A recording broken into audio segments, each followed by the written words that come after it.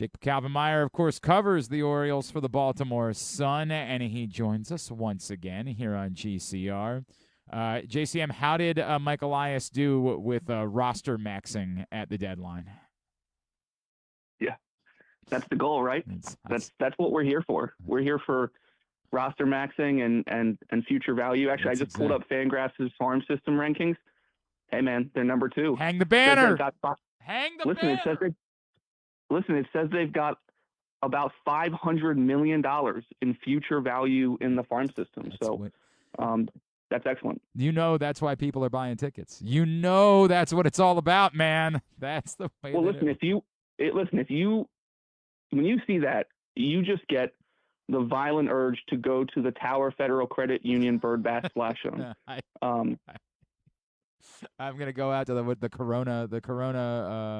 What the hell is it called? The flight deck? Yeah, gotta be there. It's good that it's there so fans can drink their sorrows away over the final 2 months of the season. Jacob, I'm in a weird place, right? Because when I try to have this conversation the last couple of days, what I've said is, look, I can justify it. The one that actually perplexes me the most is the Wells one, but even that I can do the Pythagorean thing. I can understand that a starting pitching prospect with all of the control is more valuable than a relief. I just can't make sense of, but what is the point? What are you trying to get to? Because as we joke, winning trades or, looking good on a projected value is valuable to no one. I mean, I guess maybe it gets you high fives when you go to the general manager meetings. I don't know. But I just can't figure out, what are you pointing towards? How is any of this getting you closer to competing to win a World Series? Yeah. Well, first I want to start and just give a props to you and your show, because I don't think anybody talked more about the possibility of an Adley Rutschman trade leading up to the deadline. That feels really good to be credited for Doomsday. Feels really good. Yeah. Way to be prepping. Yeah, but actually though, so props to you guys for that. And honestly, it sort of prepared the fan base for this. I think it would have been much worse if Jeez, man. in a different scenario, if it just completely came out of nowhere. Yeah. So I think the strange feeling is the thinking of, okay, they did this last year. They punted on 25, focused on 26. They mostly made all the right moves in the offseason, and it still didn't work. And now they're doing it again, despite having some semblance of a chance this year. And it feels like a combination of kicking the can down the road and the kind of the maxim about, or the saying about insanity is doing the same thing over and over again and expecting a different result. And so that's why I think that's why you and a lot of others, including myself, are feeling a little bit of not completely understanding it. You mentioned the Wells trade. I agree. When I saw they traded Wells, I went, wow, we're really doing this thing. And then when I saw they got Ferret back, it was no longer as surprising. Mm-hmm. That is a prospect that they absolutely love. I think it killed them to trade him away. And my guess is when Eric Neander called about Tyler Wells, Mike Elias said, it's Michael Ferret or nothing. Yeah. Obviously, they weren't going to get Caden Bodine, who's risen to be a top 100 guy, but I think they like Michael Ferret that much. I just think when you look at the state of the organization right now and what this looks like moving forward, I think when Mike Elias fired Brandon Hyde, he came out and said what you sort of have to say, which is, I'm looking in the mirror and we're changing all these things, or we're gonna change things. We're gonna there's no part of the organization that is sacred that we can't make changes to. And while it might feel that hasn't been the case because the product on the field is still quite ugly at times. They don't play good defense. They don't focus on defense from a front office perspective. Mike Elias essentially admitted as much last Friday. While all those things feel the same, I do think if you look under the hood with the way that they've operated in the offseason, in the draft, and at this deadline, that it does show some changes. The main one that you can look at now, and I know nobody wants to hear about prospects, And it is important to note that they are just prospects at this point, despite their pedigree, and virtually every top 100 pitching prospect that has arrived in Baltimore in the Elias era has disappointed. They have a combined 5 ERA. With that said, the rebuild farm system was built on position players, college hitters, and that is completely different now. This is the best, in my estimation, this is the best farm system, pitching farm system in Major League Baseball. They have 10 to 12 pitchers that I think it's realistic to expect them to start big league games in the future, and half of them I think could be ready by mid next season. And so if you look at this in a year or in 18 months, and a few of those guys are making an impact in a big league rotation in Baltimore, I think in hindsight it will make the pill that was difficult to swallow a couple days ago, it will make that a little bit less, sting a little bit less. But if that doesn't happen, then it's just then the hindsight of Monday will just get worse and worse. Jacob, I think that like the part that I struggle with, because I agree with you, and somebody would say, well, how do you measure that against the way that they've drafted? And yeah, I guess they drafted a little more pitching this year, but it certainly wasn't, that they flipped things upside down. I guess the issue that I have is, are you going to use that to try to go as ammunition to try to go fix your major league holes this offseason? The outfield is bleak. I mean, it is bleak how just there's nothing that's reliable and anything in the near future that you feel good about. Are you going to use that to fix the front end of the starting pitching? We don't know if Trevor Rogers is going to come back in free agency, and you really needed a one above that anyway. Are you going to do that, or are you going to wait? And I think that's the difficult part here, because maybe Ianson is in the picture next year, but certainly Witherspoon and I guess Ferret's in the picture, but I don't know that you're counting on him to be at the top of the rotation. How does the timeline work for all of this in order to make it work at the major league level? Yeah, I think two things can be true at the same time when it comes to Elias here, which is I think it's fair for fans to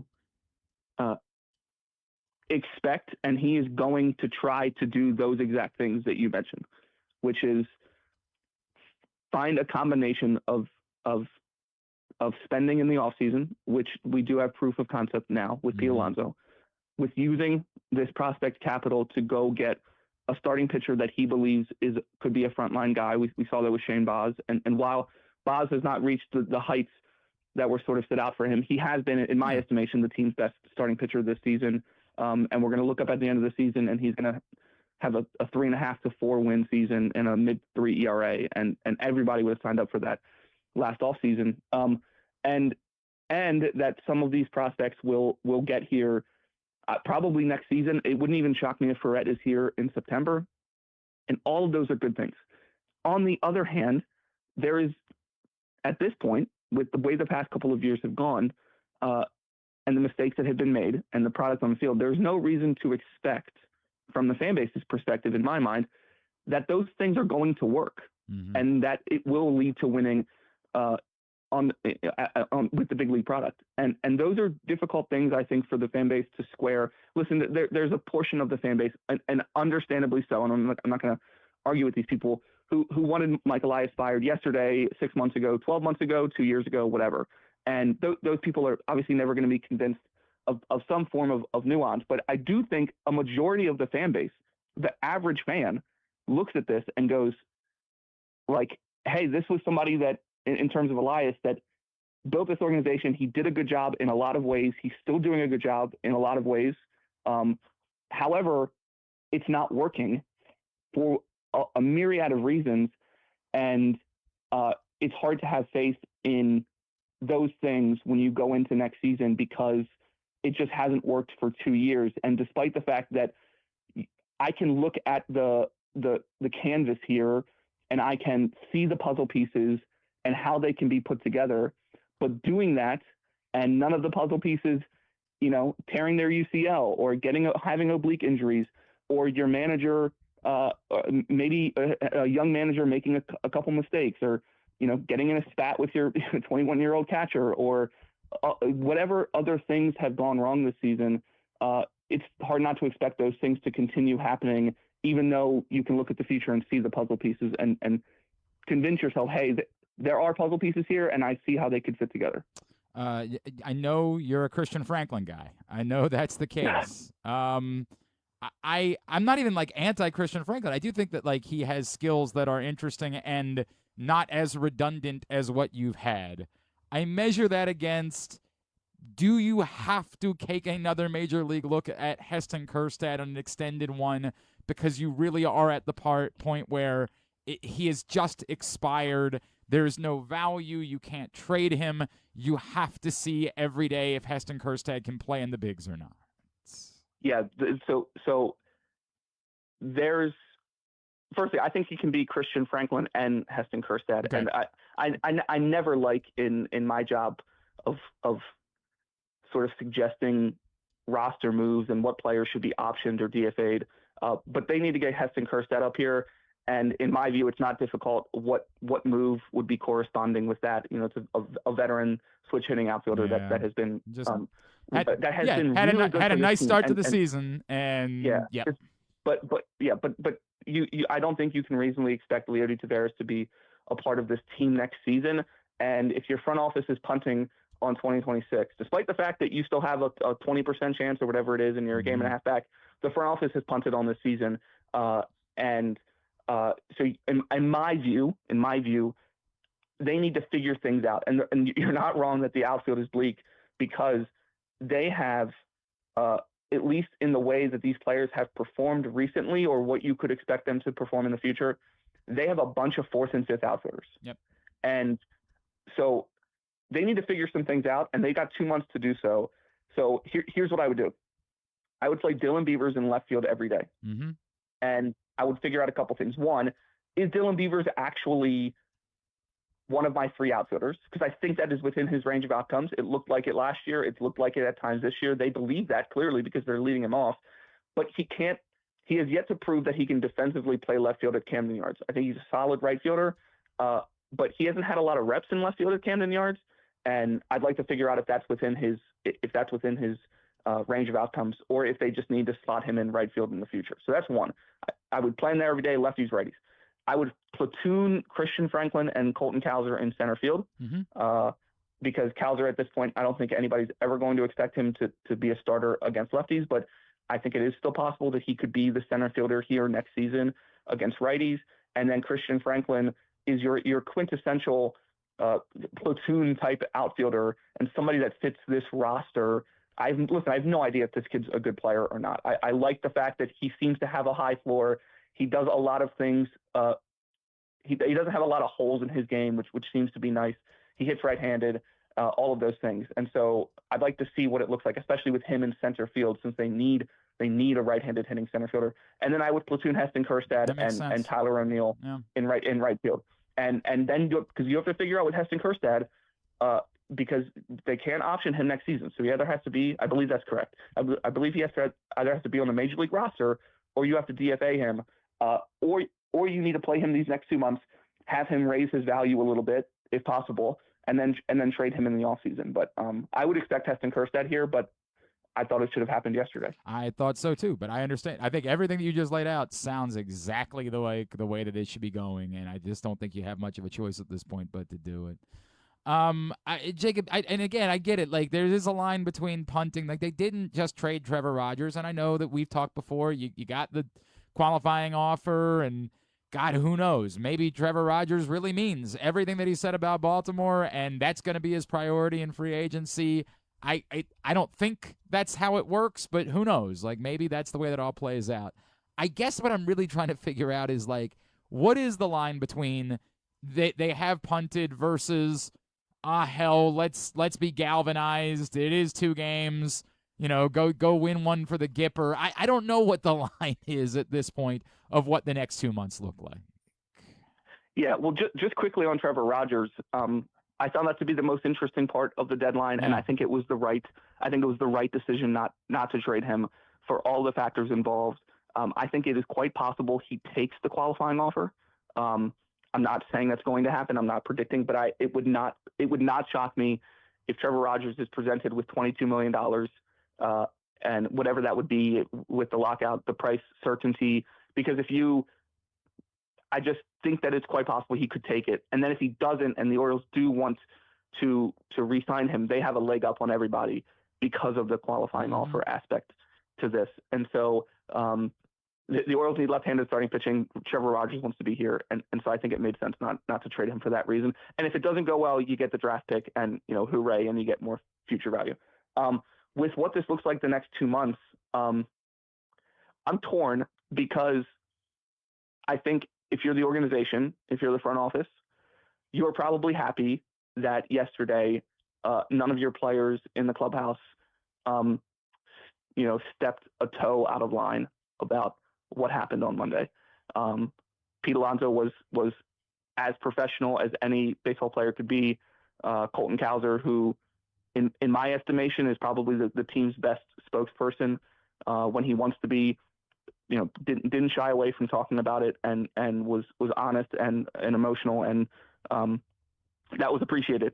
And so if you're the front office, you're probably happy about that because that means either your message got through or you have a culture, for better or worse, where players don't truly speak their minds, I guess. On the other hand, I think it might have actually been helpful if there was some anger expressed, because that might lead to to what you were sort of speaking of, like a Charlie Sheen major league situation. Yep. Just go win the whole effing thing. Yeah, I'm not saying there's going to be a cardboard cutout of in the clubhouse or anything. Probably not. And truly, I don't think, to be clear, not while I'm joking here, while I think some players are probably miffed about the way that it went down, I don't think that's unfair to say. I think most of them do recognize it is because of the way that they played, and less about what Mike Elias did, even if they might have some quibbles about the way that it all went down.